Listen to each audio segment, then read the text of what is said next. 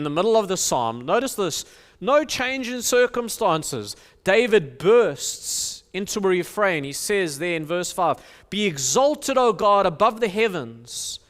Let your glory be over all the earth." It's striking where this comes. He's just described lions' teeth and tongues, a net spread, the spread net and a dug pit. He's not delivered yet, but he's singing.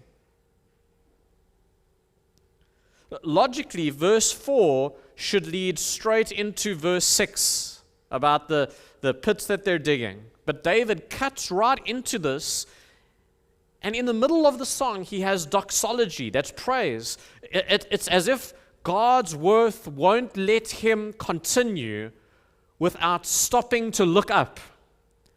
He says, look, I could keep talking about my problems, but I have to take a moment now to rejoice in the reality of who God is before I carry on. Listen, this is not escapism, because he's going to mention the problem again. This is reorientation. The lions are real, the pits are real, but they're not ultimate.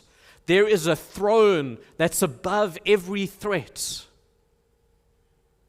It echoes what you see in Habakkuk and other Psalms. David's voice is joining an older choir, one that started before he was born and continues long after he dies. Even in the cave, he's standing in a stream of people who have known the living God and have sung to him in unbroken praise, even as we have this morning. Listen to the refrain, above the heavens. It speaks about God's supremacy. In the ancient world, the heavens are the highest realm. God is above them with glory and power beyond what we can imagine. And he says, let your glory be over all the earth. It expands the vision. Look, every corner of creation is under your renown, O God. See, look what David is doing. He's aligning his rescue with God's purpose, God's global purpose. Listen, friends, another king in the line of David is going to pray the same thing in John 12. Jesus, the great son of David, will say, Father, glorify your name. And the time Jesus said it, it's going to be the final, or the opening line of history's final chorus, where we find ourselves today.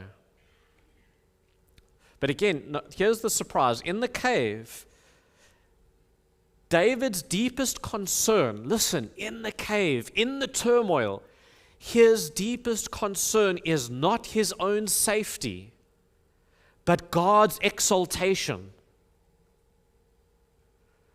Friends, listen, when we pray, most of us, when pressed, we pray first for relief. God, relieve me of the situation. God, remove the situation from me. God, comfort.